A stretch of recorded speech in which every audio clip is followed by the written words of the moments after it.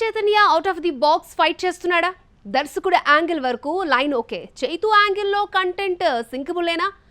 పాక్ జలాలు, jail life ఇవన్నీ Telugu audience connect అయ్యే ఎలిమెంట్స్ అయినా? నాగ చైతన్య కెరియర్లో సక్సెస్ అయిన సినిమాలన్నీ లవ్, ఫ్యామిలీ కంటెంట్ జోనర్ సినిమాలే.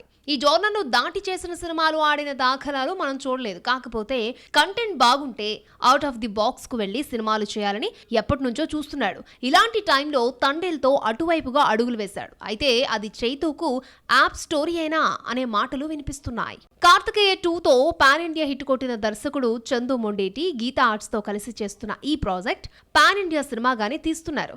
అందులో సాయి పల్లవి హీరోయిన్ కావడంతో ఫ్యాన్స్ లో సినిమాపై, మరీ ముఖ్యంగా హీరో హీరోయిన్ల కాంబోపై క్యూరియాసిటీ పెరిగింది. ఈ ప్రాజెక్ట్ తదుపరి షెడ్యూల్ జూన్ 10వ తేదీ నుంచి మొదలు కానుంది.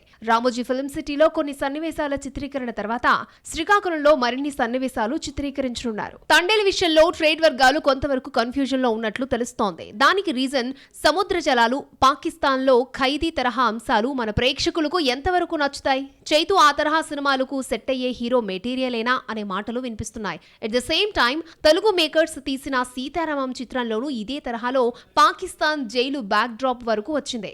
హైదరాబాద్ బ్యాక్ డ్రాప్ లో లవ్ థీమ్ నడిపించడంతో లవ్ స్టోరీ పాయింట్ ఆఫ్ వ్యూలో ఫిల్మ్ ను ప్రేక్షకులు పాన్ ఇండియా లెవెల్లో యాక్సెప్ట్ చేశారు. తండేల్ సినిమా శ్రీకాకుళంలో మత్స్యకారుల విషయంలో జరిగిన యథార్థ సంఘటన కావడంతో ఈ కథకు కూడా యాక్సెప్టెన్సీ వస్తుంది అనే ధైర్యంతో ఫీల్డ్ లోకి దిగారు. అండ్ ఫైనల్ గా ఇక్కడ కంటెంట్ సేలబుల్ అయినప్పుడు హీరో యాంగిల్ ప్రీవియస్ రికార్డ్ అంతగా చూడరు అనే విషయాన్ని పరిశ్రమ వర్గాలు గుర్తు చేస్తున్నాయి.